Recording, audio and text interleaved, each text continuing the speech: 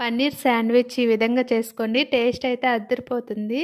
ఒక్కసారి ట్రై చేసి చూడండి. స్టవ్ మీద ప్యాన్ పెట్టుకొని ఆయిల్ వేసుకొని జీలకర్ర వేసుకోవాలి. తర్వాత ఉల్లిపాయ ముక్కలు, పచ్చిమిర్చి ముక్కలు వేసుకొని ఉల్లిపాయ ఫ్రై అయ్యేంత వరకు వేయించుకోవాలి.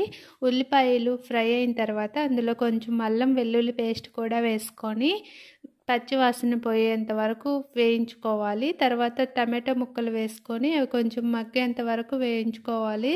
తర్వాత రుచికి సరిపడా ఉప్పు, పసుపు, కారం, ధనియాల పొడి వేసుకోవాలి.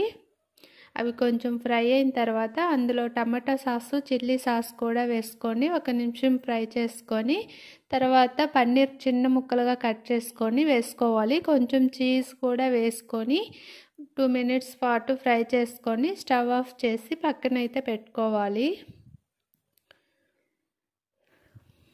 తర్వాత శాండ్విచ్ కోసం అయితే నేను బ్రౌన్ బ్రెడ్ అయితే తీసుకున్నాను. ఇంకా వైట్ బ్రెడ్ అయినా తీసుకోండి, ఏ బ్రెడ్ అయినా పర్వాలేదు.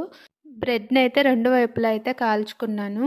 కాల్చుకున్న తర్వాత ఒక దానిపైన ముందుగా వేయించుకున్న పన్నీర్ మిశ్రమాన్ని అయితే పెట్టుకొని దానిపైన చీజ్ని కూడా పెట్టుకొని మళ్ళీ ఇంకొక బ్రెడ్ కూడా పైన పెట్టుకున్నాను.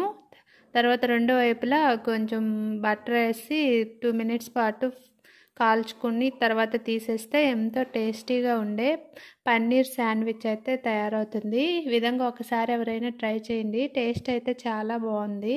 మీ పిల్లలకి, ఇంట్లో వాళ్ళందరికీ కూడా బాగా నచ్చుతుంది.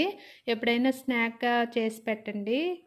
ఈ వీడియో నచ్చితే లైక్ చేసేయండి, కామెంట్ చేసేయండి. Thanks for watching.